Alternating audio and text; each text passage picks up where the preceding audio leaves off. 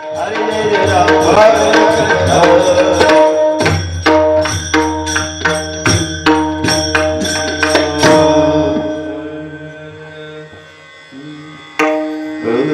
सुंदर ते ध्यान उभे विटे सुंदर ते ध्यान उभे विटे सुंदर ते ध्यान उभे विटे वरी ते ध्यान उभे विटे कटेवरी ठेवणिया कटेवरी ठेवणिया कटेवरी ठेवणिया तुळसी हार गळा पाच पितांबर तुळसी हार गळा तुळसी हार गळा पाच पितांबर तुळसी हार गळा पाच पितांबर आवड निरंतर हेची ध्यान आवड निरंतर हेची मकर कुंडले तळपते श्रवणे मकर कुंडले तळपते श्रवणे मकर कुंडले तळपते श्रवणे मकर कुंडले तळपते श्रवणे तत्वमने विराजित अंशिका तुम्हारे विराजित अंशिका तुम्हारे विराजित तुळसी हार गळा पाच पितांबर हार गळा पाच पितांबर तुळसी हार गळा पाच पितांबर हार गळा पाच पितांबर आवड निरंतर हे विधान आवड निरंतर हे विधान निरंतर हे विधान तुका म्हणे माझे हे सर्व सुख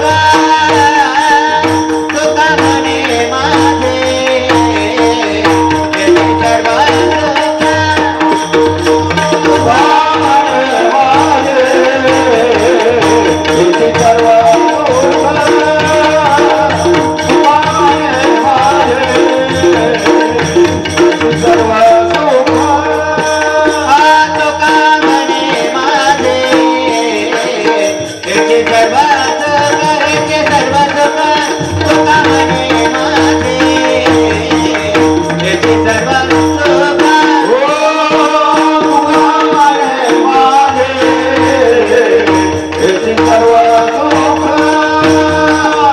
तुका म्हणे माझे हे सर्व सुख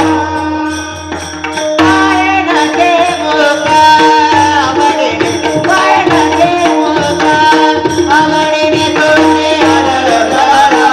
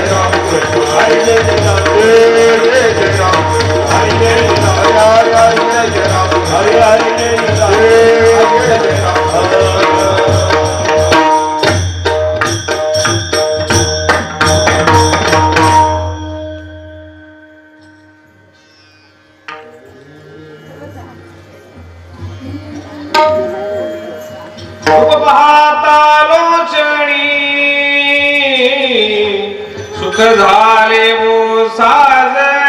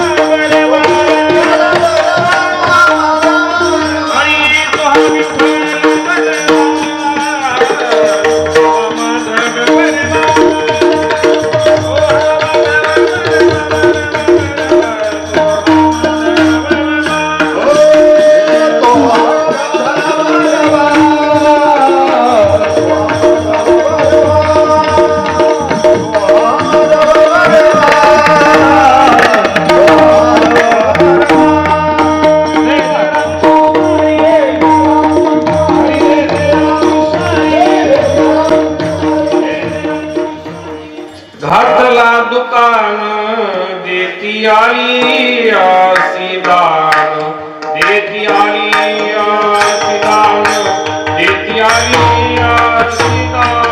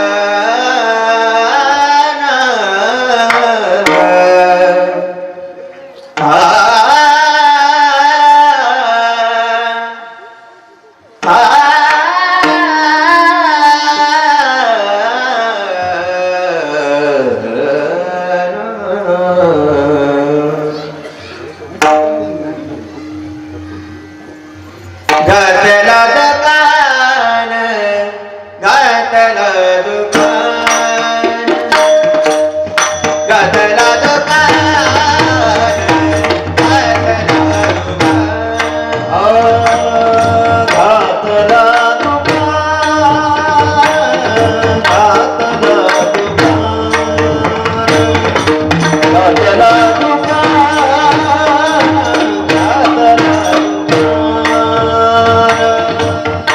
घातला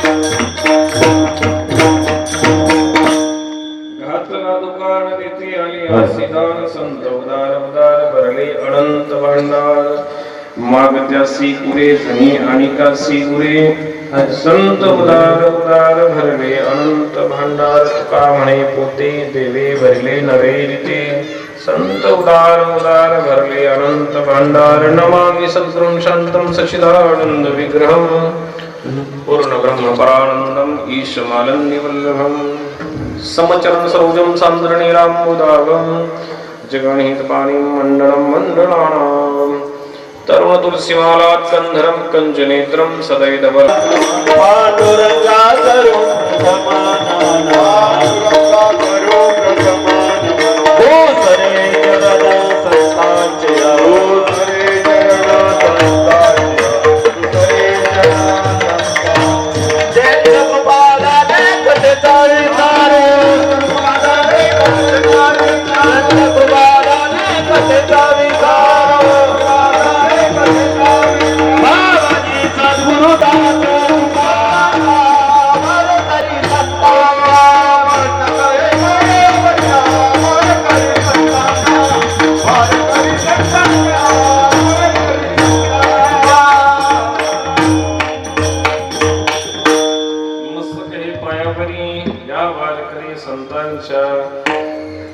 घातला दुकान देती आलिया सिदान संत उदार उदार भरले अनंत भांडार प्रसूत प्राप्त श्री प्राप्त प्रसंगी कीर्तन रूपी सेवी करता निवडलेला अभंग अखिल कोट भगवान श्री पंढरीश पांडुरंग परमात्म्याचे लाडके भक्त असणारे वैराग्याचे महामेरू वैराग्याचे मुक्तिमंत पुत्र असणारे अलीकडे आपण पंचम वेद करते म्हणून त्यांना संबोधित करतो असे असणारे जगद्गुरु श्री तुकोबराय यांचा गोड असा 4 चरणाचा अभंग सेवी करता निवडला विढाला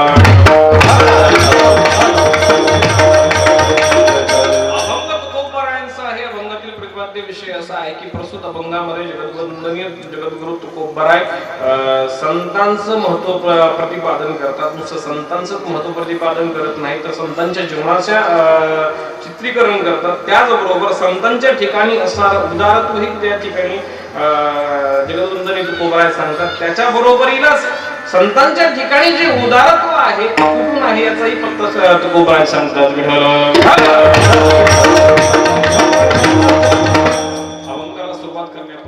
संप्रदायाच्या नियमाप्रमाणे अल्पसा थोडासा परिहार देणं अत्यंत आवश्यक असतो. तो म्हणजे असा की गेल्या अनेक वर्षापासून चालत असलेला हा अखंड हरिनाम सप्ताह भगवान श्री दत्तात्रयाच्या जन्मोत्सवाच्या निमित्तानं या ठिकाणी गेल्या मला आल्याच्या नंतर सांगितलं मंडळी गावकरी मंडळींनी की बाबा पत्रिकेवरती जरी 38 वर्ष असलं तरी सप्ताह कधीपासून चालू आहे आणखीन आम्हालाही कोणाला माहिती नाही.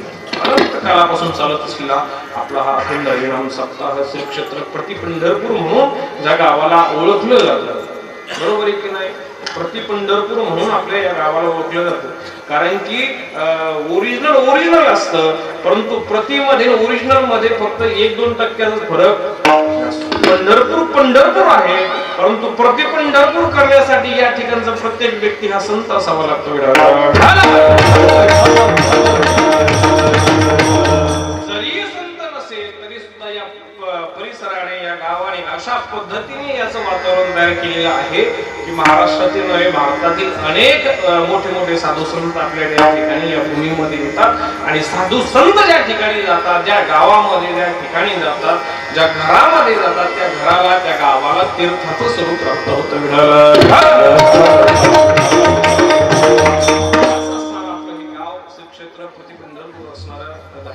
तालुका मुरबाड जिल्हा ठाणे अतिशय सुंदर गाव आहे आणि या गावामध्ये परमपूज्य परम आदरणीय वयोवृद्ध ज्ञानवृद्ध तपोवृद्ध असणारे कमलनाथ बाबा आणि कमलनाथ बाबांच्या मार्गदर्शनाखाली कमलनाथ बाबांच्या आशीर्वादानं गोड असा हा कार्यक्रम गेल्या अनेक वर्षापासून सर्व ग्रामस्थ मंडळी मिळून आपण या ठिकाणी करत आहात. त्याचबरोबर दुग्ध शर्करा योग म्हणजे परिसराचं वैभव आणि भारतामध्ये खूप मोठे यांचं नाव आहे. अतिशय विद्वत रत्न असणारे परमपूज्य परम आदरणीय श्री हरिभक्ती परायण स्वामी निर्मलनाथजी महाराज बाबा या ठिकाणी उपस्थित आहेत. डेरेवरी संस्थांचे बाबा मठाधिपती आहेत. बाबा या ठिकाणी उपस्थित आहेत. आपल्या सगळ्यांचं सौभाग्य आहे एवढी मोठी मंडळी येऊन बसणं आणि त्यांच्या समोर आम्ही बोलणं हे आमचं सुद्धा वैभव आहे. अनेक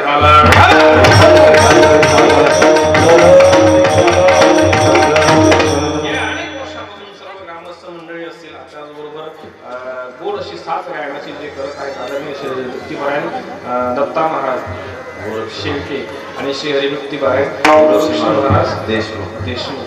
मी चौकदाराला विचारल्यानंतर माझं काय असेल लई गडबडीत लक्षात राहत नसतं, परंतु मी तुमच्या नावाचा एक फॉर्मेट तयार केला, गुरु आणि दत्त, गोरक्षनाथ आणि दत्ता महाराज म्हणून गुरु लक्षामध्ये ठेवलं म्हणजे झालं. गोरक्षनाथ महाराज आहेत, आदरणीय दत्ता महाराज आहेत. मृदंगावरती साथ करण्यासाठी आपल्या परिसरातलं वैभव परमपूज्य परमादानी खूप मृदंगाच्या क्षेत्रामध्ये ज्यांचं मोठं नाव आहे, खूप गोड जे वाजवतात असे मोहन महाराज, परमपूज्य परमादानी मोहन महाराज आहेत. आणि इकडे तबल्यावरती साथ करतात साक्षात भगवान दिगंबर या ठिकाणी आहेत. सगळे मोठे मोठे कीर्तनकारच बारीक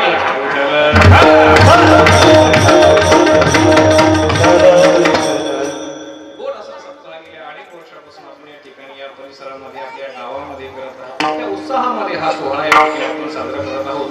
आणि त्याची आजची ही सेवा आपल्या गावचे जावई असणारे परमपूज्य परमादानी महाराष्ट्रामध्ये खूप मोठं ज्यांचं नाव आहे गायनाच्या क्षेत्रामध्ये, कीर्तनाच्या क्षेत्रामध्ये आदरणीय शरीरवृत्ती पारायण प्रमोद महाराज पाटील, अतिशय म्हणजे त्यांचे संबंध माझे अतिशय परम मित्र असणारे प्रमोद महाराज यांनी फोन केला आणि म्हटले बाबा अशा ठिकाणी खूप गोड सप्ताह आणि खूप मोठा कार्यक्रम होतो, या ठिकाणी तुम्ही सेवा करा. म्हटलं तुम्ही सांगितल्याच्या नंतर मी अगदी डोळे झाकून त्या ठिकाणी येऊन सेवा करेन. त्याच्यामुळे तुमची सगळ्यांची सेवा करण्याचं सद्भाग्य मला लाभलं. मी स्वतःला खरं भाग्यवान समजतो, कारण की एवढा उत्साहामध्ये कार्यक्रम शहराच्या ठिकाणी किंवा शहराच्या लगतच्या गावामध्ये मिळत नाही, पाहायला मिळत नाही. आणि मी महाराष्ट्रभर फिरताना रायगड आणि ठाणे या दोन जिल्ह्याविषयी उत्साहानं सांगत असतो की आळंदीला गेल्याच्या नंतर जर का आळंदीच्या वारीचं वैभव जर का कोणी असेल तर ठाणे जिल्ह्यातले वारकरी आहेत. आळंदीला एवढ्या वाऱ्या येतात, एवढ्या दिंड्या येतात, परंतु ठाणे जिल्ह्यातून जेवढ्या दिंड्या जातात तेवढ्या दिंड्या कोणत्याही जिल्ह्यातून येत. जी शिस्त ठाणे जिल्ह्याची त्या ठिकाणी दिसते, त्या शिस्तीमध्ये प्रेमाने एक विनयकरी आणि जेवढेही महिला मंडळ असेल, पुरुष मंडळ असेल, सगळ्यांचं एक ड्रेस कोड सारखे कपडे घालून अतिशय प्रेमानं जे वैभव त्या ठिकाणी माऊलींच्या दरबारामध्ये आपण सर्वजण साजरे करतात. त्यामुळे मला अतिशय आनंद वाटतो. ठाण्याच्या जिल्ह्यामध्ये असेल किंवा आपल्या रायगडमध्ये असेल या परिसरामध्ये कार्यक्रमाचं एक वैभव खूप वेगळं असतं. गाणारे कमीच असतात परंतु जबरदस्त असतात. बरेच गाणारे आहेत, 2-3च आहेत आपली, पण जबरदस्त खूप चाल बाबांनी गायली, आम्ही महाराजांनी गायली. वाजवणारे खूप सुंदर आहे, साऊंड सिस्टमही खूप सुंदर लावलेली आहे. कीर्तनाला सुरू करताना आदरणीय बाबांचं प्रवचन होतं, त्यामुळे थोडंसं उशीर झाला असेल तरी सुद्धा हरकत नाही, काळजी करू नका. 9ला म्हणजे 9ला कार्यक्रम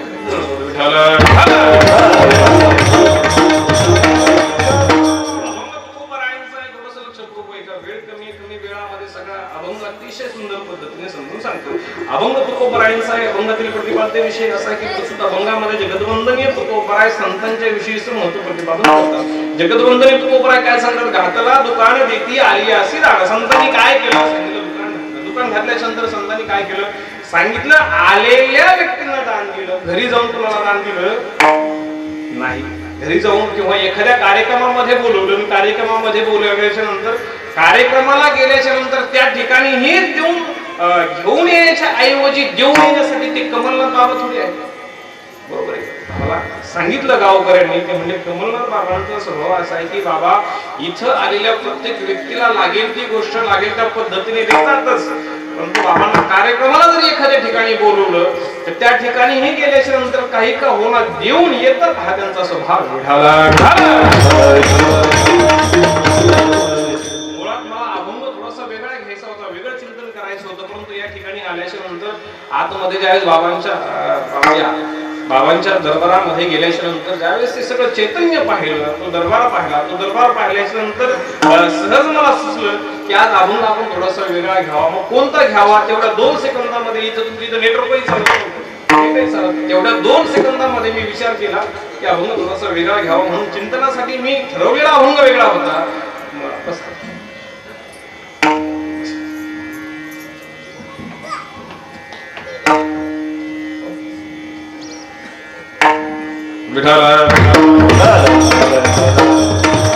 चिंतनासाठी अभंग वेगळा मी निवडलेला होता, परंतु परंतु इथं आल्याच्या नंतर सगळं वातावरण पाहिल्याच्या नंतर मी स्वतःहूनच मला सुचलं की आपण हा अभंग घ्यावा. का सांगितलं, वेळेला अनुसरून वक्त्याने त्या ठिकाणी चिंतन केलं पाहिजे, वेळेला अनुसरून बोललं पाहिजे, समोरच्याची मानसिकता कळाली पाहिजे, कार्यक्रम कोणत्या पद्धतीने काय आहे ते कळालं पाहिजे, कार्यक्रमाचं वैभव काय हे कळालं पाहिजे.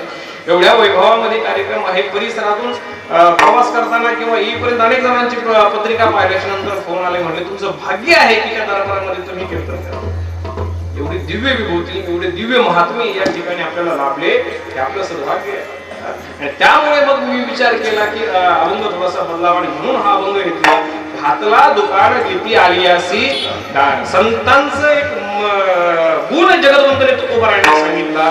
संतांची विशेषता काय आहे सांगितलं. संतांची विशेषता अशी आहे की त्या ठिकाणी त्यांच्या दरबारामध्ये आलेला कोणताही व्यक्ती रिकामी हाताला जात नाही, त्याला संत म्हणावं. विठ्ठल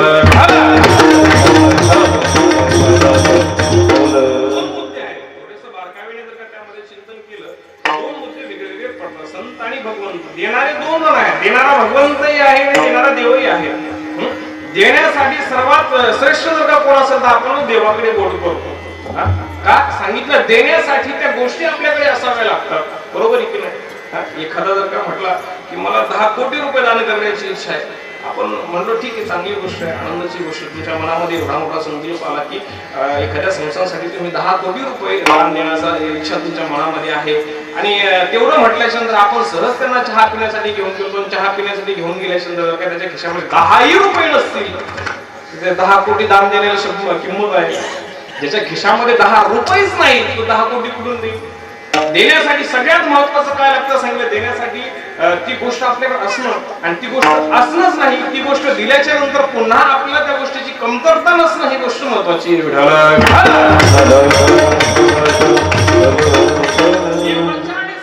बाबतीमध्ये थोडासा भेद आहे, थोडंसं वर्गीकरण वेगळं केलेलं आहे. देवाच्या बाबतीमध्ये देव काय आहे सांगितलं, देण्यासाठी परिपूर्ण आहे. सर्व सुखाचे आदर बाप रखुमा, सर्व सुखाचे आदर म्हणे नर हरी सोनार, सर्व सुखाचे आदर जणी म्हणे. परमात्मा काय आहे, सर्व सुखाचा आदर आहे, देण्यास समर्थ आहे. आपला तो एक देव करून देणे बिना जीवा सुख. परमात्मा काय देण्यास समर्थ आहे, परंतु देण्यास समर्थ असणारा परमात्मा तरीही संतांनी वर्णन करताना देवापेक्षाही मोठं वर्णन संतांचं केलं. काय केलं असेल सांगितलं, त्याचं कारण आहे. काय झालं काय तुम्हाला सांगू का.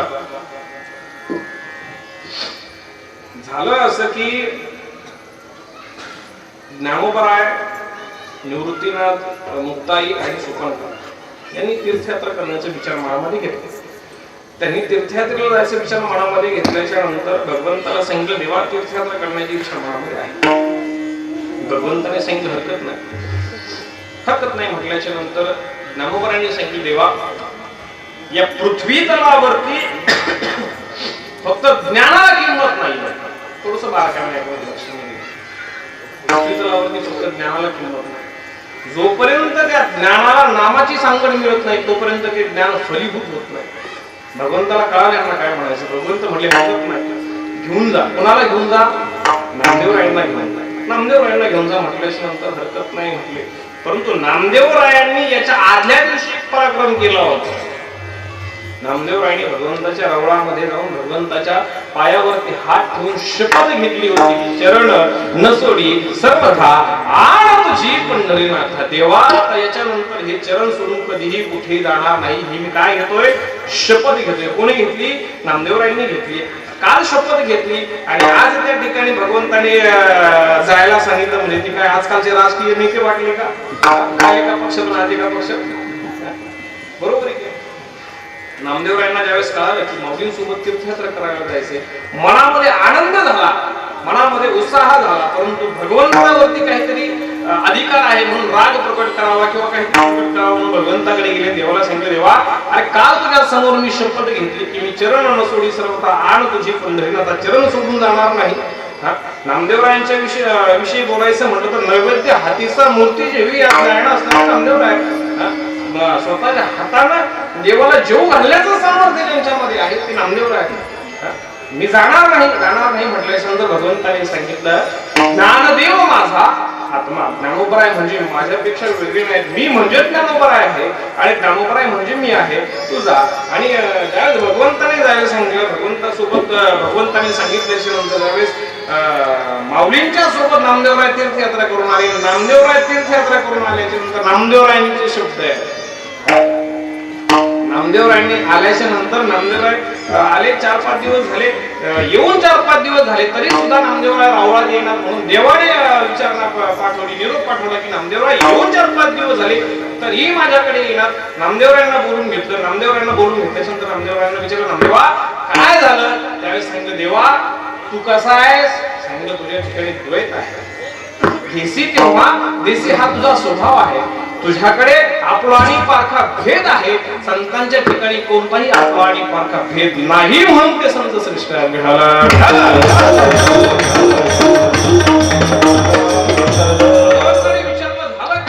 एका शब्दामध्ये नामदेवरायांनी विचारलं, उत्तर दिलं, संत संगतीचे काय सांगू सुख आपणा पारखे नाही. त्याचे विशेष संपला. काय सांगितलं? देवा अरे मी माऊलींच्या संगतीमध्ये ज्यावेळेस गेलो त्यावेळेस माझ्या लक्षामध्ये आलं की तुझ्याकडे स्वभाव आहे, तू काय करतो, जेव्हा भक्ताकडून काहीतरी घेतो तेव्हा तू काहीतरी देतो. संतांचं काम तसं नाहीये. संत कधी जातपात बघत नाही, संत कधी लहान मोठा हा भेद बघत नाही. ज्ञानोबरायांनी ज्यावेळेस हा वारकरी संप्रदाय स्थापन केला त्यावेळेस हा वारकरी संप्रदाय स्थापन करताना त्यांनी प्रोटोकॉल तयार करून ठेवला. सकाळची इथे आहे अधिकार कलियुगी उद्धार आम्ही यारे यारे लहान थोर याती भलती नारीवर. कोणी सांगितलं? ज्ञानोबरायांनी सांगितलं. कशासाठी सांगितलं? सांगितलं पुढे चालून अनेक वर्षाच्या नंतर प्रत्येक व्यक्तीला वाटावं संप्रदाय आपला आहे, प्रत्येक व्यक्तीला वाटावं भगवंत आपला आहे, प्रत्येक व्यक्तीला वाटलं पाहिजे भक्ती केली पाहिजे म्हणून हा नियम आहे.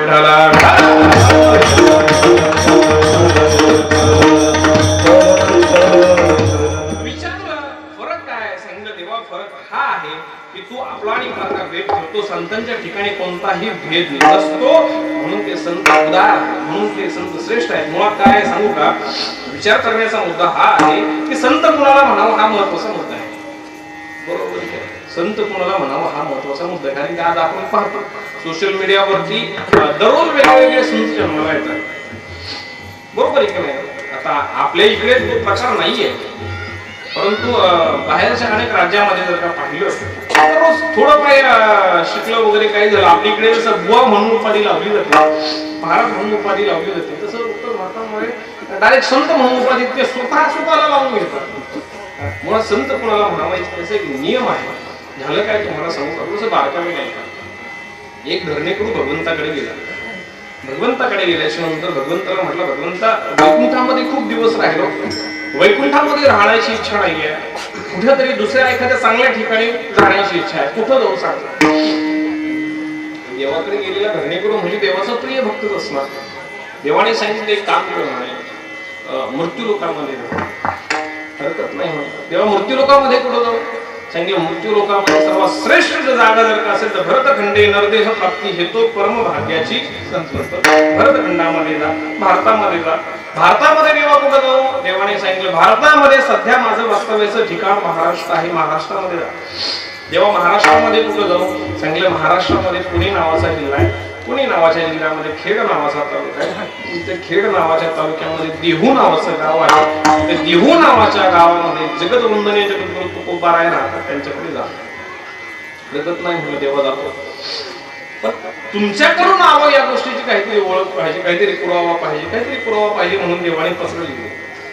आता देवाने पत्र लिहिल्याच्या नंतर आता जगाच्या मालकाने पत्र लिहिलं, स्वतःच्या हाताने पत्र लिहिलं. आता ते देवाने त्याच्यावरती काय लिहिलं हे मला माहिती.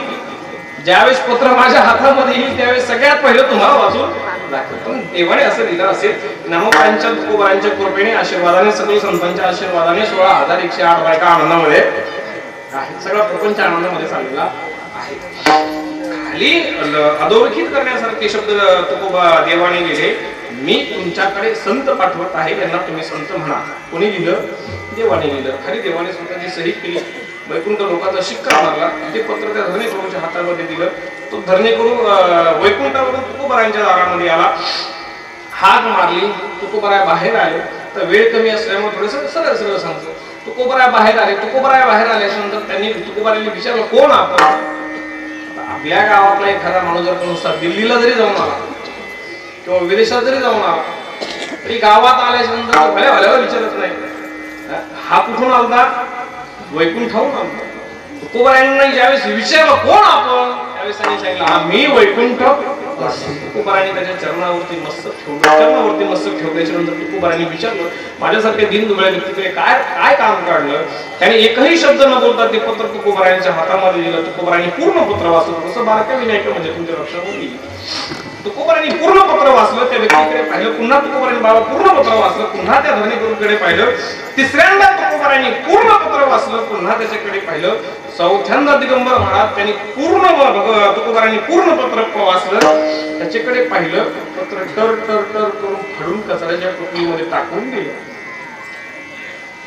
तो म्हणला तुकोबाराय मी पत्र फाडलं. तुकोबाराय म्हणले हो मी पत्र फाडलं. देवाचं पत्र आहे. तुकोबाराय म्हणले माहिती आहे. अहो देवाने स्वतःच्या हाताने लिहिलंय. तुकोबाराय म्हणले तीही माहिती आहे. अहो देवाची स्वतःची स्वाक्षरी आहे. तुकोबाराय म्हणले तीही पाहिली. अहो देवाचा वैकुंठ लोकांचा शिक्का त्याच्यावरती. तुकोबाराय म्हणले तोही पाहिलं. तरीही फाडलं. तुकोबाराय म्हणले हो फाडलं. तो म्हणला मी देवाला सांगेल. तुकोबाराय म्हणले मोकळ्या मनानं सांग. तो म्हणला मी देवाला बोलवेल. तो म्हणला मी त्याचीच वाट बघतो. तू देवाला बोलवावं, मी देवाच्या चरणावरती मस्तक ठेवावं, मी याची वाट पाहतोय. एवढ्यामध्ये जगाचा मालक त्या ठिकाणी प्रकट झाला. जगाचा मालक प्रकट झाल्याच्या नंतर बारकावे नाही का जगाच्या मालकानं तुकोबारायांनी विचारलं तुकोबाराय तुम्ही माझं पत्र फाडलं. तुकोबाराय अतिशय आत्मविश्वासानं म्हणले देवा हो मी तुझं पत्र फाडलं. विचारलं तुकोबाराय तुम्ही माझं पत्र का फाडलं.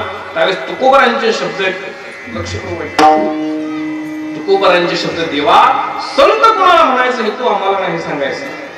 काय संत कोणाला म्हणायचं हे तू आम्हाला नाही सांगायचं. देवची संत देवची संत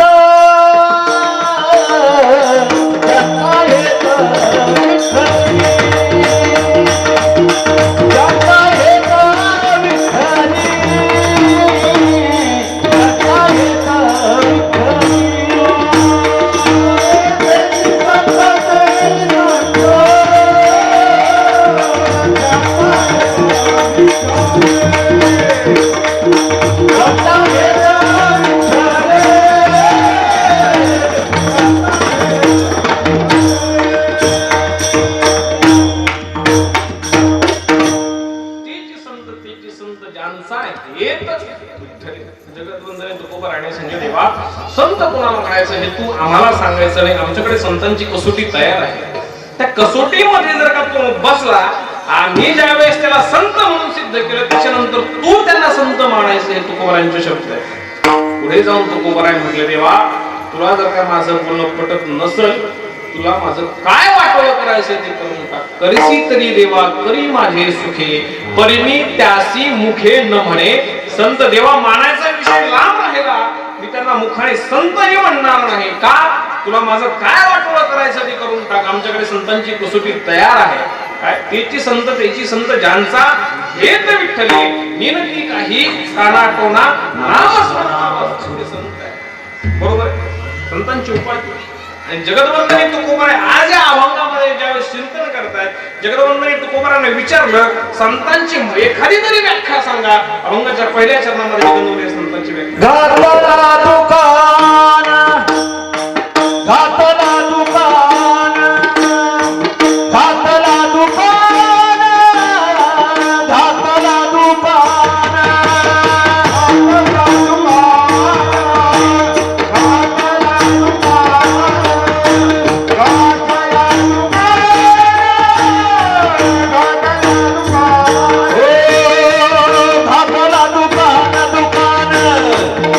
घातला दुकान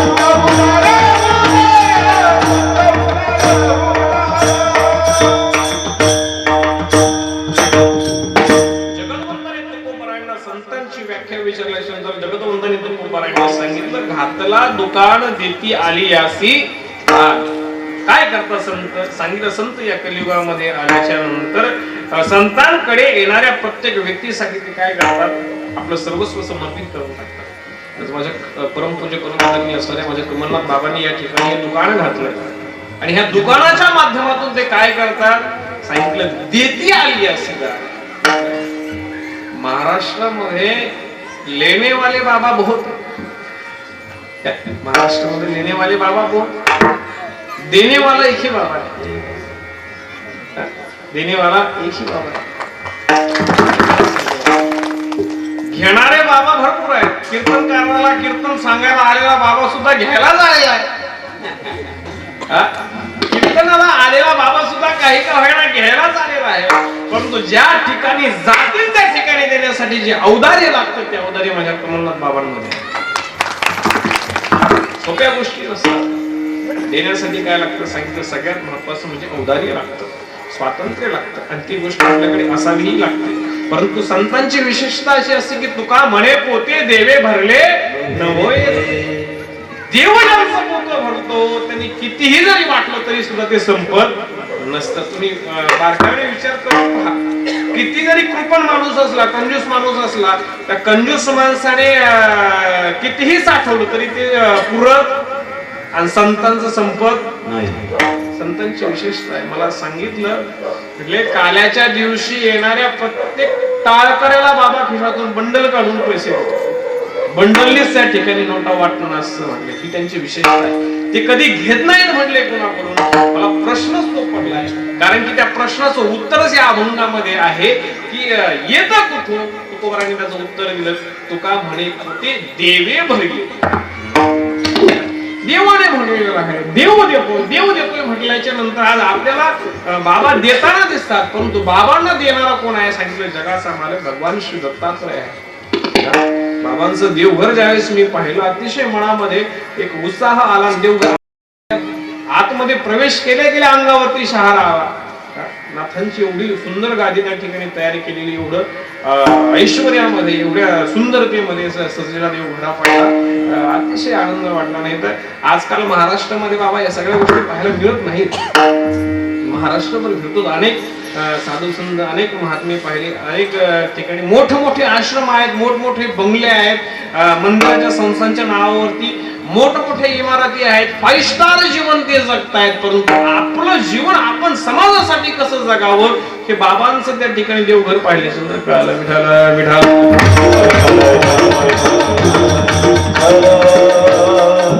हा होता की संत कुणाला म्हणावं. सांगितलं संतांची व्याख्या जगदवंतांनी तुकोबारांनी ह्या कसोट्या तयार करून ठेवल्या. या कसोट्यामध्ये जर का ती व्यक्ती बसत असेल तर डोळे झाकून त्या व्यक्तीला संत म्हणावं हे तुकोबारांचं सांगणं आहे. काय सांगणं तुकोबारांनी, डोळे झाकून त्यांना संत म्हणा. देव सांगल त्यांना संत म्हणायचं नाही. देवाला सांगितलं देवा आम्ही सांगू त्याला तू संत म्हणायचेस. कारण की कसं आहे सध्या परिसरामध्ये किंवा भारतभरामध्ये पाहतो एवढं वातावरण बदललेलं. बाबा एक 8 दिवसापूर्वी कीर्तन होतं धुळ्याकडे. कीर्तनाला गेल्याच्या नंतर आता माझ्यासोबत 1-2 सोबती असतात. काय माझा एक नवीन मित्र होता, त्याला म्हटलं अरे यायचं का कीर्तनाला. तो म्हटलं बाबा यायचं. म्हटलं चल. आता तो म्हणजे माझी ही जी तब्येत आहे ना बाबा याच्यापेक्षा 4 पटीनं तब्येत त्याची, 4 पटीनं तब्येत, 4 पटीने खपक्या कार्यकर्ता. मागच्या सीटवर तो बसलाच, म्हणजे बसच येणार त्याला मागच्या सीटावर. त्याला म्हटलं तू पुढच्या सीटावर बस, मी मागे बसतो. पुढच्या सीटवरती बसला. पुढच्या सीटवरती आता माझ्यासोबत कीर्तनाला यायचंय म्हटल्याशिवाय त्याला नंतर त्याला आनंद वाटला. बाबांसोबत कीर्तनाला यायचं म्हटल्याच्या नंतर सुंदर असं धोतर घातलं, आळंदीहून आणलेलं रेडीमेड गाठणीचं कचकीचं गाठण मारलेलं धोतर घातलं, मस्तपैकी नेहरू शर्ट घातला, खांद्यावरती उपकरण घेतलं, डोक्यावरती टोपी घातली, 1 एकर 2 गुंठ्यामध्ये कपाळाला गळ लावला. कीर्तनाला माझ्यासोबत आला. माझ्यासोबत कीर्तनाला आल्याच्या नंतर आता माझा एक स्वभाव आहे, कीर्तनाला गेल्याच्या नंतर गाडीतून उतरताना आपली आपली बॅग आपल्या हातामध्ये घ्यायची. मी काही कोणाला बॅग घे हे कर, एकाला म्हणायचं उपकरण घे, एकाला म्हणायचं बॅग घे, एकाला म्हणायचं माझं असं घे, असं आपलं सांप्रदायिक पद्धतीने आपलं सगळं जीवन जगायचं. त्याचं दुसरं कारण बॅगेत पैसे असेल म्हणून मी घेऊन देतो, तो दुसरा विषय राहिला. तिथं गेल्याच्या नंतर आता सहसा शहर आता तुमच्या गावामध्ये मी आलो. आजपर्यंत तुम्ही मला पाहिलं होतं का? नाही. पत्रिकेवरती फक्त नाव होतं, पत्रिकेवरती माझा फोटो होता का? तुम्हाला माहिती होतं का बाबा कसा आहे म्हणून?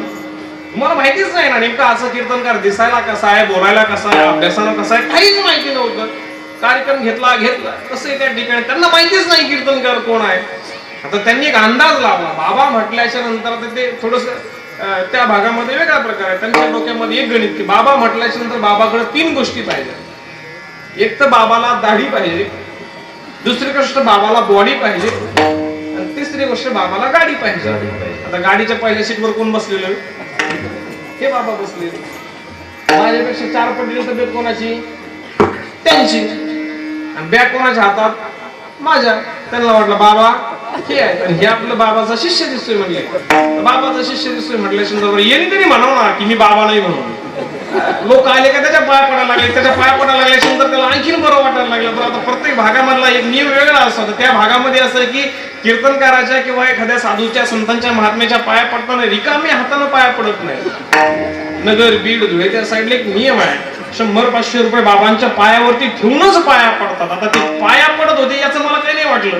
500-500च्या लोकांना नोट त्याच्या पायावर जायला लागले, मला कसं वाटलं. बाबा मी नोट घेऊ शकतो, जमलं म्हटलं. पण चला म्हटलं, हरकत नाही म्हटलं. वापस जाताना आपल्याच गाडीतून जायचंय म्हटलं. घाटात गाडी वापरत माशी घाटात हरकत नाही म्हटलं. दर्शन घेऊन गेलं. दर्शन झाल्याच्या नंतर जेवायला गेलो. जेवायला बसल्याच्या नंतर आता शेवटी कसं असतं, कीर्तनकार म्हटल्याच्या नंतर विशेष लक्ष असतं. आता तो माझ्यापेक्षा 4 पटी दाखवा सुद्धा माणूस नाही. मी मग पाहिले यांच्याकडे, पण यांची तब्येत त्याच्यापेक्षा अर्धीच एवढा कार्य करतात. बरं, जेवायला बसल्याच्या नंतर प्रत्येक पदार्थ आल्याच्या नंतर श्रीखंड आलं का, त्याला पुरी आली का, त्याला भाजी आली का, त्याला वरती हे बी मारा यांच्याकडे काही बघा, म्हणजे आमच्याकडे काही बघा. चांगला इधोरी उत्सव जेवला, इधोरी उत्सव जेवले, मग म्हणलं यांच्याकडे काहीतरी बघा. म्हणलं हरकत नाही. आम्ही जेवल्याच्या नंतर आता साडेगावचे 7 पारगावचे आपलं मी पण बॅगेतला फेटा काढला बाबाच्या हातात दिला. म्हटलं आता बाबा एवढे पैसे तुम्ही खिशात घातले, इधोरी उत्सव तुम्ही जेवणात म्हटल्याच्या नंतर कीर्तन पण तुम्हीच करा. तो रंगेल कार्यकर्ता तो म्हटला आज माझी काही तब्येत बरोबर, माझी काही तब्येत बरोबर, कीर्तन माझा शिष्य करेल म्हटलं. म्हणजे कोण? मी. कीर्तन माझा शिष्य करेल म्हटल्याच्या नंतर म्हटलं आता आपल्याला कार्यक्रमाला बोलवलंय म्हटल्याच्या नंतर कार्यक्रम करणं आपलं काम आहे. मी आपला फेटा घेतला, फेटा मारला, गोड असं चिंतन झालं, गोड असा अभंग सोडवला, गोड असं कीर्तन झालं. आणि गोड असं कीर्तन झाल्याशिवाय बाबा शेवटची इच्छा माझ्या मनामध्ये होती की लोकांनी शेवटी का व्हायना घेऊन आपल्या पाया पडावं, म्हणजे नोट ठेवावं म्हणून पडावं. आता तुम्ही देणार आहेत, आम्ही घेणार आहेत. शेवट काय व्हायना लोकांनी माझ्याकडे यावं ही अपेक्षा होती. पण झालं उलट. ज्याने आधी 500ची नोट टाकली होती तो ज्याने 1 नोट टाकली होती तर 2 नोटा घेऊन परत कोणाच्या पाया पडायला. म्हटलं आता हे काय उलट चाललंय. लोक म्हटले शिष्य जर काही एवढा हुशार आहे, म्हटलं बाबा किती हुशार सांगायचंय काय मला. अहो वारकरी संप्रदायामध्ये कीर्तनकार जरी नुसतं फेटा जरी घातला, आपलं नुसतं धोतर जरी घातलं आणि निरुशब्द जरी घातला तरी सुद्धा लोक तुम्हाला माऊली म्हटल्याशिवाय राहत नाही, तुम्हाला महाराज म्हटल्याशिवाय राहत नाही. तुम्ही आळंदीला जा, नेहरू शर्ट आणि धोतर घाला, प्रत्येक व्यक्ती तुम्हाला माऊली म्हणेल, प्रत्येक व्यक्ती तुम्हाला महाराज म्हणेल. तुम्ही महाराज आहात की नाही त्याच्याशी काही घेणदेण नाही, परंतु तो पोशाख तुम्हाला त्या ठिकाणी महाराज ठरवत असतो. त्या पद्धतीने तुम्ही संत आहात की नाही हे माहिती नाही, परंतु संतांची लक्षणं पाहिल्याच्या नंतर त्या लक्षणावरून संत ठरवला जातो. विठाला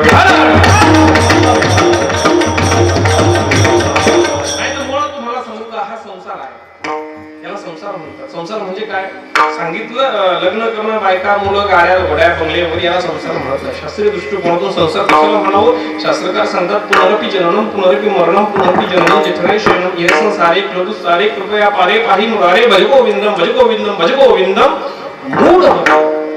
हा संसार आहे.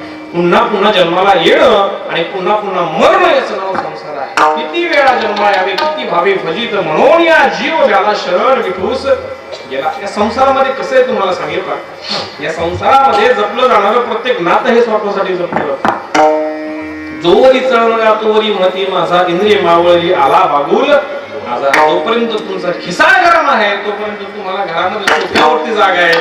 ज्या दिवशी तुमचा खिसा गार होईल त्या दिवशी दारामध्ये तुम्हाला जागा ठेवली, एखाद्या झोपडीमध्ये तुमची जागा ठरली, जोपर्यंत तुम्हाला फुल पगार आहे तोपर्यंत चहाचा कप आणि पाण्याचा ग्लास तुमच्या हातामध्ये आहे, तोपर्यंत जोपर्यंत तुमचा फुल पगार आहे. ज्या दिवशी तुम्ही रिटायर होता त्या दिवशी चहाचा कपही बंद रिटायर होतो आणि पाण्याचा ग्लासही रिटायर होतो. हे गणित आहे व्यवहार असं. शांतीब्रह्म एकनाथ महाराज खूप गोड सांगतात. शांतीब्रह्म एकनाथ महाराज सांगतात हा जो संसार आहे ना, हा संसार अशा पद्धतीने तयार झालेला आहे किंवा अशा पद्धतीने बनवलेला आहे, बनवतानाच या संसाराला एक नाव दिलेलं आहे, दुःखालय शाश्वतम. बरोबर आहे? ज्या पद्धतीने औषधालय असतं ज्या ठिकाणी औषध मिळतं, पुस्तकालय असतं ज्या ठिकाणी पुस्तक मिळतं, ग्रंथालय असतं ज्या ठिकाणी ग्रंथ मिळतात, त्या पद्धतीने शास्त्रकारांनी या संसाराविषयी बोलताना शब्द वापरलाय दुःखालय शाश्वत. हे दुःखालय आहे, दुःखरूप आहे, दुःख बांधवडी आहे हा संसार, सुखाचा विचार नाही. दुःखाने बांधलेला हा संसार आहे, या ठिकाणी सुखाचा विचार कुठेही नाही. म्हणजे या संसारामध्ये होतं काय सांगितलं, या ठिकाणी जपलं जाणारं प्रत्येक नातं हे स्वार्थानं जपलं जातं. शांतीब्रह्म एकनाथ महाराज सांगतात हा काय आहे सांगितलं, हा मायेचा बाजार आहे. नाही कुणाचे कोणी तुझे नव्हे रे कोणी, अंतिल जाशील एकला प्राण्या माझे माझे म्हणून प्राण्या मायेचा बाजार. कोणीही कुणाचं नाहीये. कितीही जीवलग मित्र म्हणू द्या किंवा कितीही पत्नीचं पतीवरती प्रेम असू द्या, शास्त्रकार सांगतात नवरे वित्तचे कामाय वित्तम प्रेम भवती आत्मस्तु कामाय वित्तम प्रेम भवती. नवरे जाय कामाय जाया प्रेम भवती आत्मस्तु कामाय जाया प्रेम भवती. पुत्र प्रिय आहे, पुत्र आहे म्हणून प्रिय नाही, पुत्र माझा आहे म्हणून प्रिय आहे. बारकावे नाही का? मुलगा प्रत्येकाला प्रिय काय तरी बरोबर आहे. तुम्हाला मुलगा आहे, सगळ्यांना जवळपास सगळ्यांना मुलगा असेल, समजा मुलगा असेल किंवा मुलगी असेल, प्रत्येकाला आपला मुलगा किंवा मुलगी प्रिय असते. बरोबर आहे? मुलगा प्रिय आहे, मुलगी प्रिय आहे. मुलगा आणि मुलगी आहेत प्रिय म्हणून प्रिय आहेत की आपले आहेत म्हणून प्रिय आहेत? कळतंय का तुम्हाला? आता जो मी गावाला कळतंय ना, मुलगा आणि मुलगी आपलं जे आपला मुलगा आहे, आपला मुलगा आहे म्हणून प्रिय की तो आपला आहे म्हणून प्रिय आहे?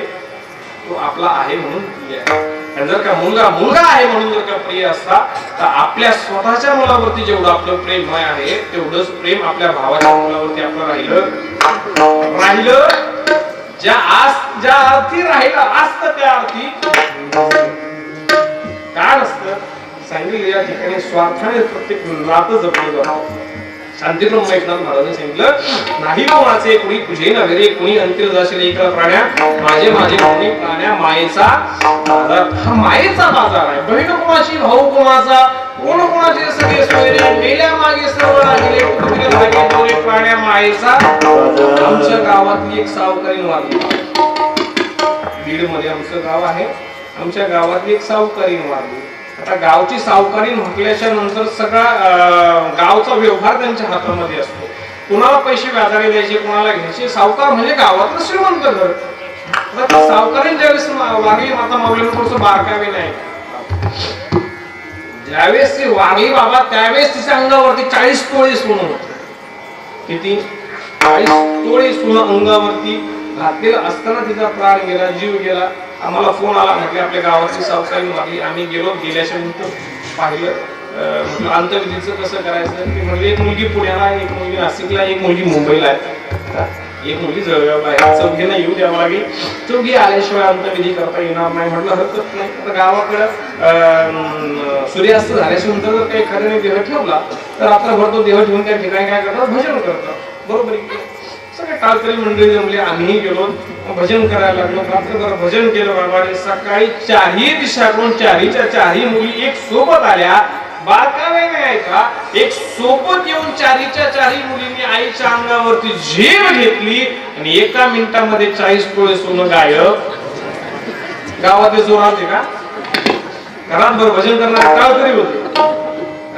एखादा बाबा होता, एखादा महाराज होता. कोण होता? सांगितलं ज्यांना आपण आपल्या उदरातून जन्म दिला त्या मुली होत्या. काय केलं सांगितलं, एका मिनिटामध्ये 40 तोळे सोनं. रात्रभर कोणाची हिंमत झाली नाही त्या सोन्याकडे पाहण्याची.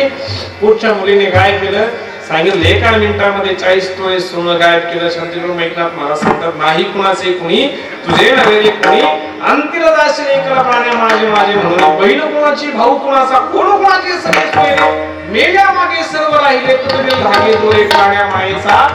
कितीही प्रिय व्यक्ती असू द्या, त्याची अंतविधी करायला स्मशानामध्ये गेल्याच्या नंतर त्या ठिकाणी 10 दिवस कोणी स्मशानामध्ये राहत उभरायचं प्रमाण आहे.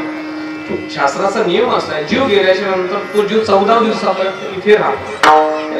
सूक्ष्म देह दिला जातो, त्या देहाच्या माध्यमातून तो इथे 14 दिवस राहतो. 14 दिवस आपण केलेलं प्रत्येक कृत्य तो पाहत असतो. ज्यावेळेस अंतविधी झाल्याच्या नंतर सगळेचे सगळे घरी निघून जातात आणि सगळेचे सगळे घरी निघून गेल्याच्या नंतर तो स्मशानामध्ये जाणारा, तो स्वतःला सर्वस्व समजणारा व्यक्ती म्हणतो, काय म्हणतो? तुकोबारांचे शब्द आहेत, मी तव जळत असे स्मशानी अग्नी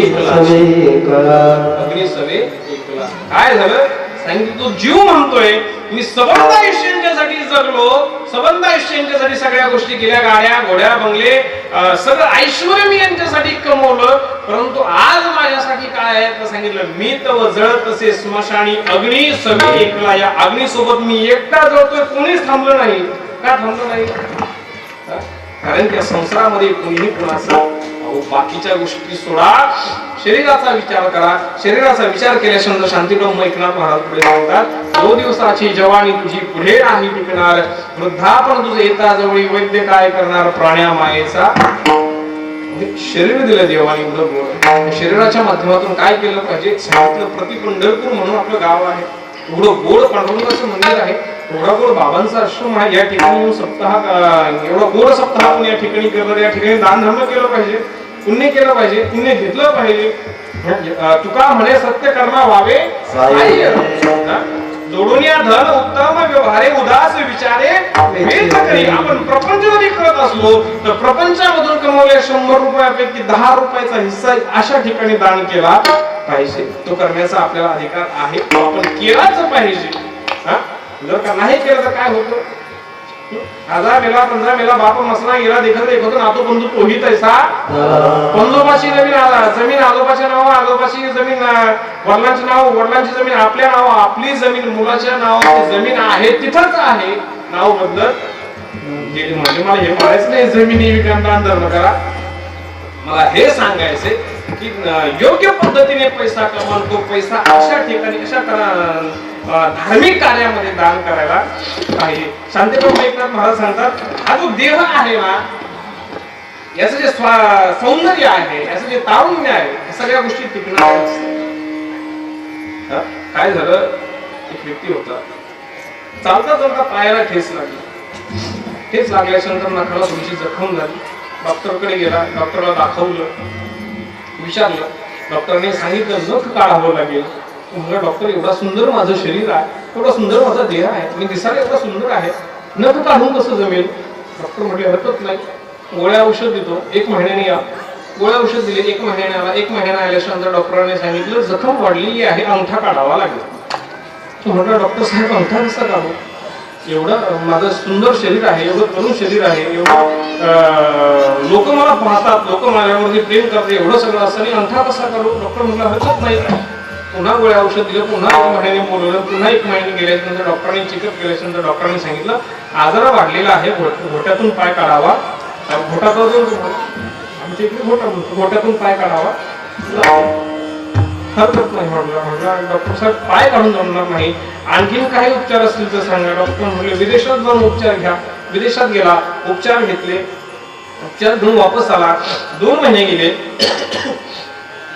आजार वाढलेला होता.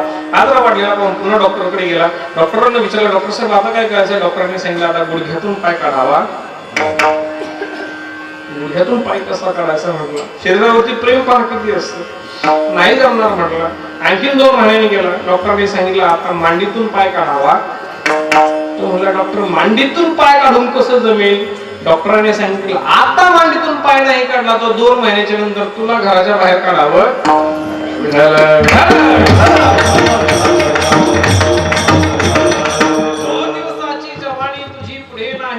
वृद्धापण तुझं येता जवळी, वैद्य काय करणार प्राण्या मायेचा. काय करायचं सांगितलं, एका जनार्दनी मणी धरा हरिभजनाची गोडी, तरीच जन्माई ओणी करा सार्थक मानव कोणी प्राण्या मायेचा. मायेचा बाजार या ठिकाणी येऊन जीवनाचं सार्थक करायचं म्हटल्याच्या नंतर काय करायचं? सांगितलं भगवंताचं नामस्मरण करायचं. अतिशय प्रेमानं आदरानं तुम्ही सगळे मंडळी या ठिकाणी बसलेले आहात. अतिशय प्रेमानं सगळ्यांनी ज्यांना ज्यांना देवानं हात दिले त्यांनी हात वरती करा आणि मोठ्या प्रेमानं देवाचं भजन करा. विठोबा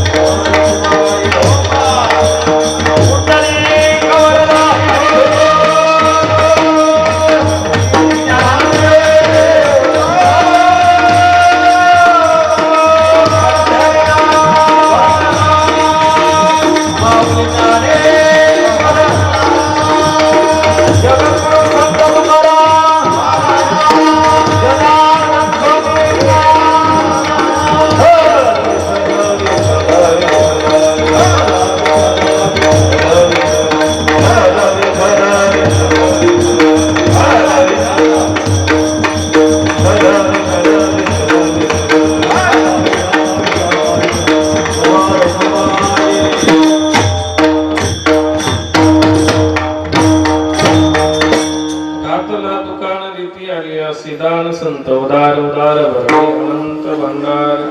जगदोंदनी तुकोबरांना विचारले जगदोंदनी तुकोबाई सांगतात संतांनी काय केलं सांगितलं. संतांनी दुकान घातलं. कशाचं दुकान घातलं सांगितलं. नामाचं दुकान घातलं. नामस्मरणाचं दुकान घातलं.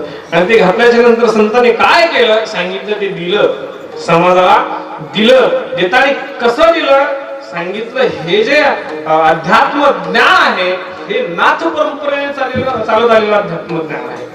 आदिनाथ गुरु सकळ सिद्धांचा मचिंद्र दयाचा मुख्य शिष्य मचिंद्राने बोध गोरक्षासी केला. गोरक्ष वळला गहिणी प्रती गहिणी प्रसादे निवृत्ती राहता.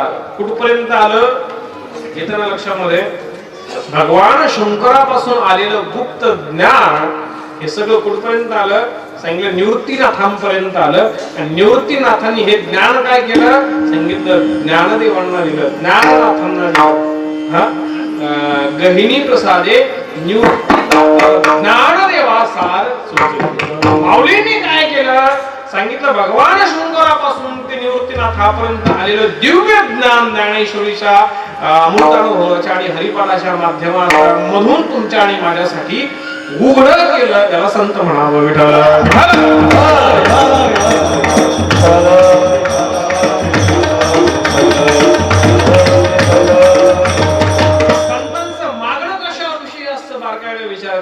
माऊलींनी एवढी मोठी ज्ञानेश्वरी तयार केली. एवढी दिव्य ज्ञानेश्वरी आहे की महाराष्ट्रामध्ये माऊलींच्या नंतर ज्ञानेश्वरी तयार करावी एवढं सामर्थ्य कोणामध्ये आलेलं.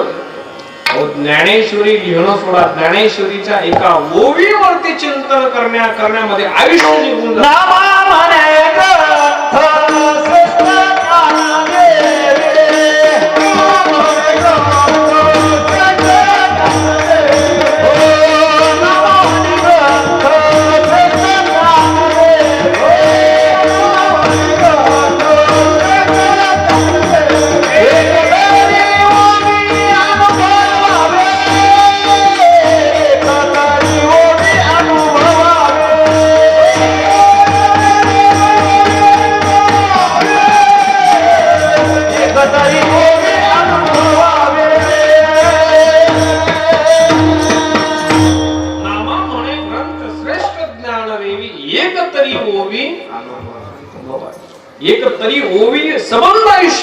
अनुभवामध्ये येणं म्हणजे ज्ञानेश्वरी कळणं.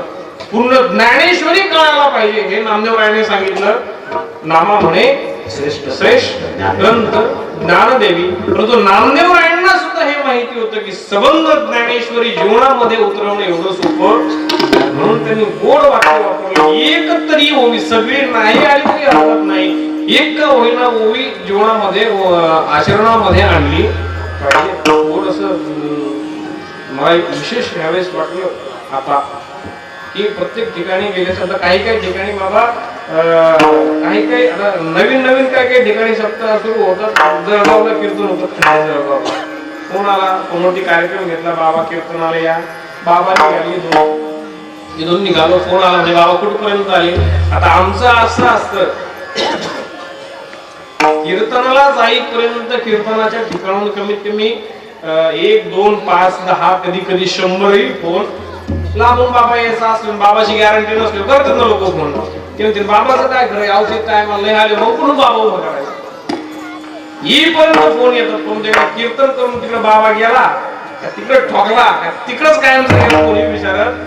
आजपर्यंत मला तरी कीर्तन संपले फोन नाही आला की बाबा घरी पोहोचले का. फोन आला म्हणजे कुठपर्यंत आलात म्हटलं छत्रपती संभाजीनगर पर्यंत आलो. पुन्हा फोन आला कुठपर्यंत आलात म्हटलं वेरूळच्या पुणे निघालो. पुन्हा फोन आला कुठपर्यंत आला म्हणजे जवळजवळ आलोय म्हटलं जळगावच्या. पुन्हा फोन आला त्याच्या जळगावच्या अलीकडे चिंचोली म्हणून आले खूप मोठी MIDC म्हणजे चिंचोली पर्यंत आलो. तर मी त्यांना विचारलं एवढं दाट का फोन करतात. येतोय ना मी सांगितलं ना आलोय प्रवासामध्ये आहे. ती म्हणली बाबा तसं काय नाही, म्हणजे हार आणायचे राहिले. कळलं का तुम्हाला, हार आणायचे राहिले तर म्हणजे हार कशाला, कीर्तनामध्ये तुम्हाला घालण्यासाठी हार आणायचे आमच्याकडून विसरून राहिले तेवढे आता घेऊन म्हणलं मी काय घालून येतो ना, तेवढं तरी वाटतं कशाला घेता.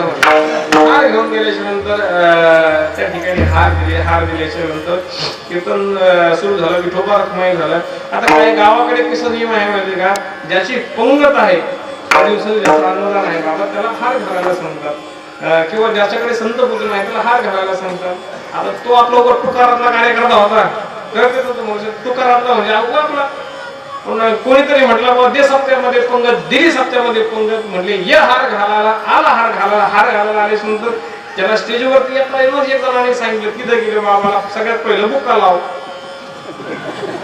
बुक्का म्हणजे तिने विचार केला, म्हणला बाबाने इतकं चांगलं कीर्तन केलं बाबाला हाणून जमत असतं.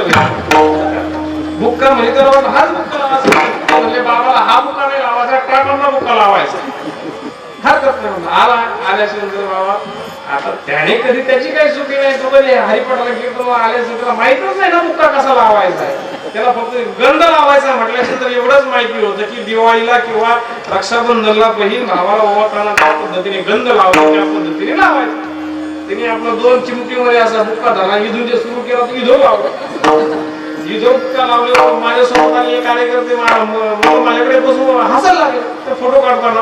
त्याला म्हणाले झालं काय, ते म्हणला बाबा तुमच्यात गब्बर मध्ये काहीच फरक दिसत नाही, शोलेतला गब्बर तरी मला दिसत होता. असं तुम्ही दिसत म्हणजे सांगायचं तात्पर्य हे की कीर्तनामध्ये सगळ्यात महत्वाचं ठिकाण असतं ते म्हणजे नारदाचं विना. कीर्तनकार कितीही जरी मोठा असला तो कीर्तनकार कीर्तनाला आल्याच्या नंतर ज्यावेळेस तो विणेकराच्या गळ्यातला विणा घेतो त्यावेळेस तो या ठिकाणी त्या उभ्या राहणाऱ्या गायकाच्या पाया पडत नसतो, तो साक्षात नारदाच्या पाया पडत असतो. ही नारदाची गादी. नारदाच्या पाया कीर्तनकाराने का पाया पडावं सांगते, ती नारदाची गादी आहे. साक्षात विणा ज्याच्या गळ्यात आहे ते नारद आहे, नारद मुनी आहे, ती नारदांचं वाद्य आहे, त्याचं दर्शन घेणं. आणि विशेष मला आणखी हे वाटलं की प्रत्येक ठिकाणी पाहतो, प्रत्येक ठिकाणी आल्याच्या नंतर कीर्तनकाराला हार घातला जातो, कीर्तनकाराच्या गळ्यातला हार विणेकराच्या गळ्यात घातला जातो. मी बऱ्याच ठिकाणी हे सांगितलेलं आहे की आधी विणेकराला हार घातला पाहिजे, मग तो हार कीर्तनकाराच्या गळ्यात घातला पाहिजे. नाही तर 2 हार आणून एक त्यांना घातला पाहिजे. परंतु या ठिकाणी साक्षात बाबा म्हटल्याच्या नंतर यांना कोणतीही गोष्ट सांगण्याची आवश्यकता सर्वज्ञ आहे, सर्व जाणून आहे. मागे 1 महिन्याचा सप्ताह आपण या ठिकाणी केला, बरोबर आहे. भव्य दिव्य अशा स्वरूपामध्ये हा 1 महिन्याचा सप्ताह बाबांच्या मार्गदर्शनाखाली तुम्ही केला. आणि तुम्हाला सांगू का, शास्त्रामध्ये एक वाक्य आहे, महत्संग अगम्य दुर्लभ अमोघ महात्म्याची संगती जीवनामध्ये घडतच नाही. फार महात्म्याची संगती जीवनामध्ये घडतच नाही, जरी घडली तरी ती कळत नाही. परंतु ज्याला कळाली त्याच्या जीवनाचं सोनं झाल्याशिवाय राहत नाही.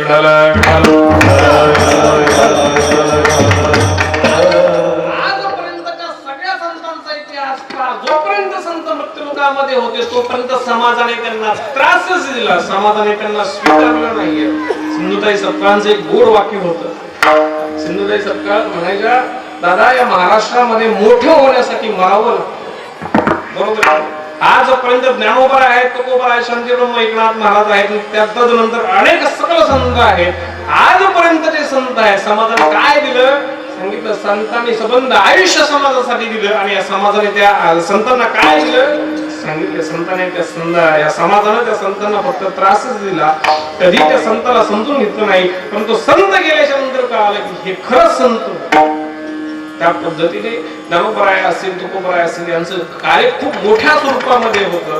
परंतु त्याच पद्धतीने कार्य आपल्या परमपूज्य परम आदरणीय कमलनाथ बाबांचं आहे. एवढा गोड सप्ताह, एवढं गोड नियोजन आणि जयाचे पाहिजे तया असं नाही की याला हे त्याला ते, ज्याला जे पाहिजे ते अगदी मनोकळेपणाने या ठिकाणी सगळ्या गोष्टी ठेवलेल्या आहेत. का ठेवलेल्या आहेत सांगितलं, हे त्यांच्या अंतकरणाची उदारता आहे. संत उदार उदार भरले अनंत भंडार. नुसतं भरलेलं नाहीये तर कसं आहे अभंगाचं तिसरं जग. तुका म्हणे पोते देवे भरले न होय करीते. काय आहे सांगितलं, हा असं नसतं एसटी गेलो हात किलो एसटी थांबत नसती. हा गाणाऱ्याने असं AK-47 घेऊन उभा राहिलं पाहिजे, बाबाचा विषय निघेपर्यंत प्रमाण निघलं पाहिजे. तुका म्हणे पोते देवे भरले नव्हे ते काय आहे संतांच्या बाबतीमध्ये सांगितलं. संतांची विशेषता अशी आहे की मागत्यासी पुरे धनी आणि कासी पुरे. मागणारा आहे ना, मागणारा आल्याच्या नंतर संतांना मागतो, परंतु संतांची विशेषता काय आहे सांगितलं, मागणाऱ्याला देतात परंतु दिल्याच्या नंतर तो मागे तेवढं देतात, परंतु तो घेऊन गेल्याच्या नंतर मागे ते सगळं रिकाम राहत नाही. तर त्यापेक्षाही डबल त्या ठिकाणी शिल्लक तयार झालेलं असतं. संतांकडे जाऊन पहा काय विशेषता आहे संतांची. ज्ञानोबारांकडे लोक गेले, तुकोबारांकडे ज्ञानोबारांनी ज्ञानेश्वरी दिली, तुकोबारांनी गाथा दिला. कसा दिला सांगितलं, असा दिला की आजपर्यंत त्याचा थांग लागत नाही एवढा दिला. एवढं ज्ञान, एवढं रस, एवढं प्रेम या सगळ्या गोष्टी ज्ञानोबारांनी ज्ञानेश्वरी दिली, तुकोबारांनी गाथा दिला. का केलं सांगितलं, ज्या विषय काय असतो माहिती का, ज्या आळंदीच्या लोकांनी ज्ञानोबराय होते त्यावेळेस भाकरी नशिबामध्ये ठेवली नव्हती किंवा भाकरी सुद्धा सुखानं खाऊ देत नव्हते, तेच आळंदीचे लोक आज ज्ञानोबरायांच्या जीवावरती जगतायत. याला संत म्हणतात. जोपर्यंत ज्ञानोबराय होते तोपर्यंत ज्ञानोबरायांना त्रास दिला. हो पिठामध्ये माती घालवावी इतक्या खालच्या दर्जावर ज्ञानोबरायांसोबत वागले. परंतु तेच आळंदीकर आज स्वाभिमानानं सांगतात की आम्ही कुठून आहोत, आम्ही माऊलींच्या आळंदीवरून आहोत. जसं तुम्ही धानिवलीकर खूप भाग्यवान, कारण की तुम्हाला हे सगळं ऐश्वर जाण्याचा आधी कळालं म्हणून तुम्ही भाग्यवान आहात. उद्या तुम्ही स्वाभिमानानं सांगू शकता की प्रति पंढरपूर असणाऱ्या या गावामध्ये आम्ही जन्म घेतलेला आहे. मी एकदा प्रवास करताना नेमकं आपली हे नायरा पेट्रोल पंपच्या पुढे जो पूल आहे का त्या पुलाजवळ बाबा एकदा थांबवतो, प्रवासामध्ये होतो आणि आपली इकडचे एक महाराज होते, ते भेटले आणि आम्ही तिथे गप्पा मारत बसल्यानंतर तेव्हा त्यांनी मला सांगितलं होतं 4 वर्षापूर्वीचा विषय. तेव्हा त्यांनी सांगितलं म्हणजे इथे आतमध्ये धानिवलीमध्ये प्रति पंढरपूर म्हणून खूप सुंदर ठिकाण आहे. 4 वर्ष नारदाच्या गाडीवरती भरून मी तरी खोटं कशाला बोलून काय मिळणार आहे. तेव्हा त्यांनी सांगितलं होतं, त्यांचं नाव माझ्या लक्षामध्ये नाहीये, महेश महाराज आम्ही होतो, असे लांब लांब केस आहेत त्यांचे, कीर्तन कार्य आपले परिसरातले आपल्या. त्यावेळेस त्यांनी सांगितलं होतं की प्रति पंढरपूर म्हणून धानिवलीमध्ये खूप सुंदर ठिकाण आहे, एखाद्या वेळेस वेळ भेटल्याच्या नंतर जा. परंतु ज्यावेळेस या ठिकाणी आलो खरंच मनाला समाधान वाटलं. साक्षात भगवंताचा वास या ठिकाणी, साक्षात पंढरीश्वर पांडुरंग परमात्म्याचा, साक्षात दत्तात्रय भगवंताचं वास्तव्य आपल्या गावामध्ये असल्यासारखं मला वाटलं आणि गावाला शोभेल असं प्रति पंढरपूर नाव आपल्या गावाला शोभतं. एवढा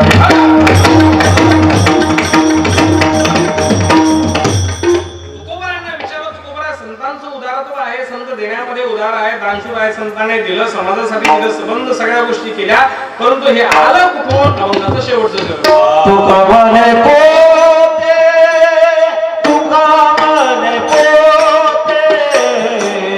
तुका म्हणे पोते, तुका म्हणे पोते, तुका म्हणे पोते, तुका म्हणे पोते, तुका म्हणे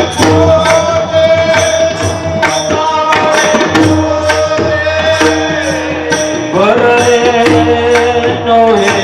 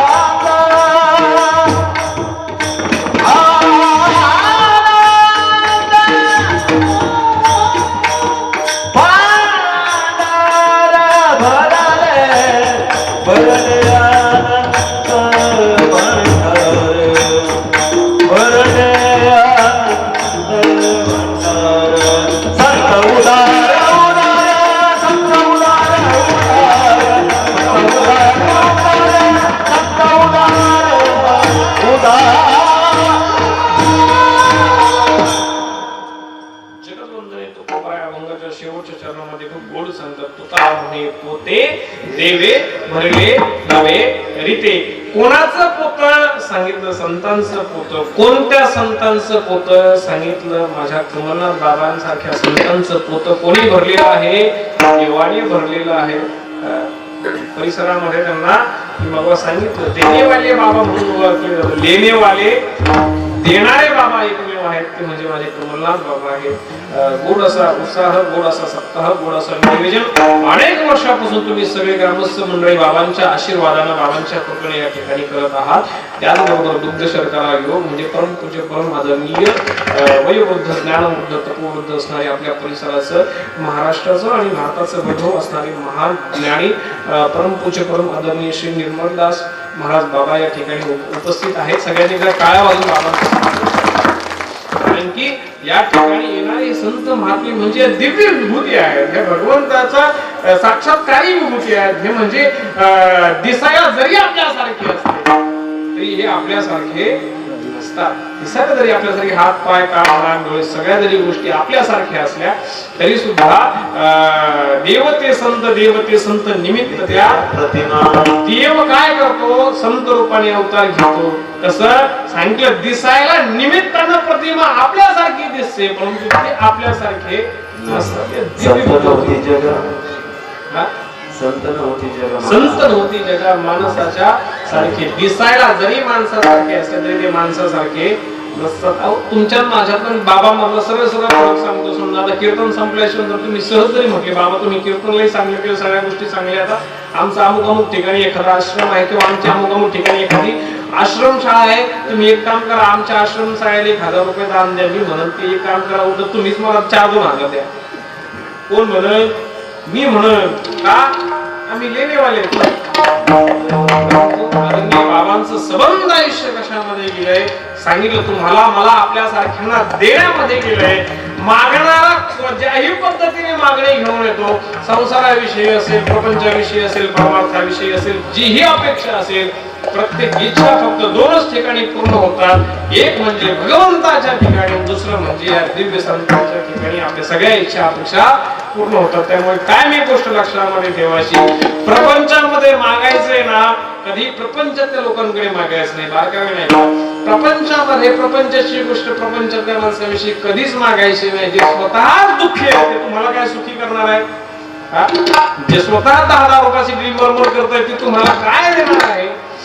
दिव्य संतांकडे, दिव्य महात्म्यांकडे गेल्यानंतर काय होतं सांगितलं, त्यांचं जीवनच एवढं असं. कसं असं? तुका म्हणे पोते देवे भरले मागायचंय ना, संतांकडे मागा. आणि संतांकडे मागायला गेल्यानंतर संत देताना अशा पद्धतीने देतात की परत कोणासमोर हात पसरण्याची वेळ आपल्या जीवनामध्ये ठेवत नाहीत. त्यांना संत म्हणावं. ज्ञानेश्वर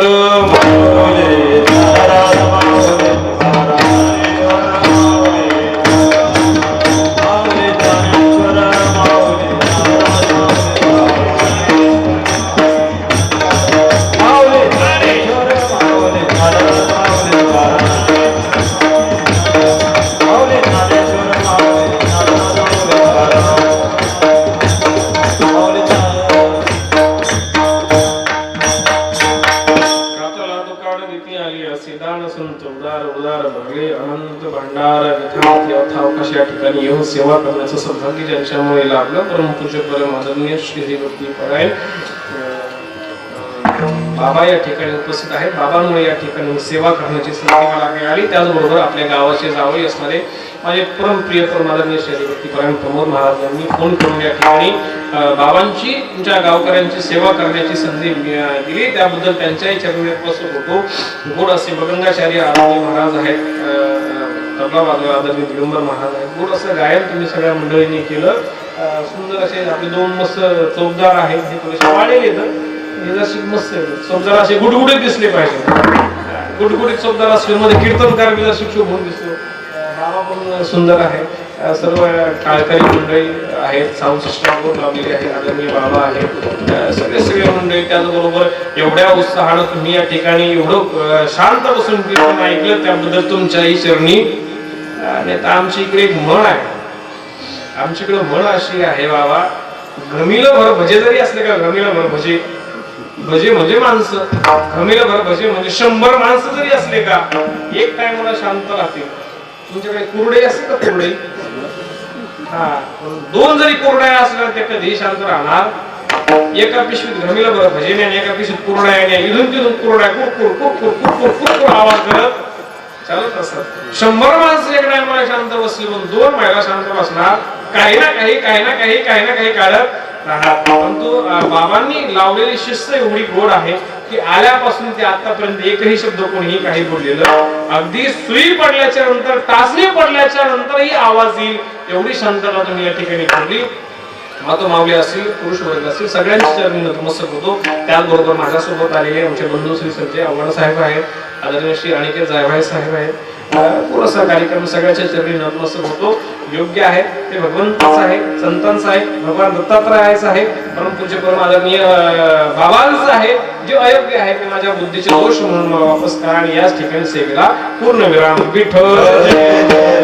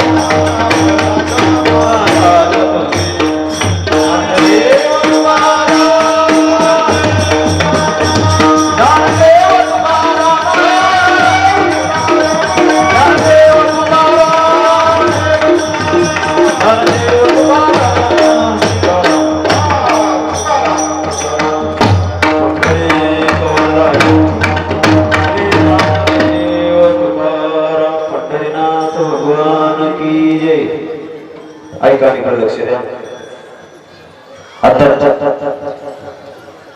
ज्यांची आज या दसऱ्या दिवसाची कीर्तन सेवा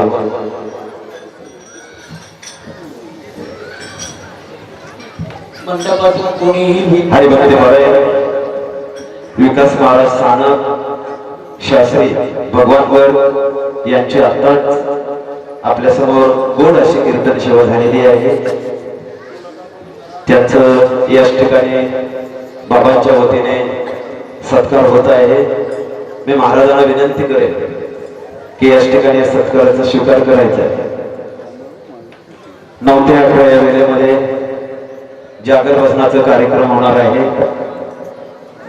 गायक दौलतभाऊ गडगे, हरेश मलपेकर, त्यांना मृदंगाचे साथ करणारे अजय महाराज गडगे, बाला दुधारे, भावेश कोसाटे आणि रोशन भांडे असं याच ठिकाणी संगीत भजनाचा कार्यक्रम होणार आहे 9 ते 11 या वेळेमध्ये.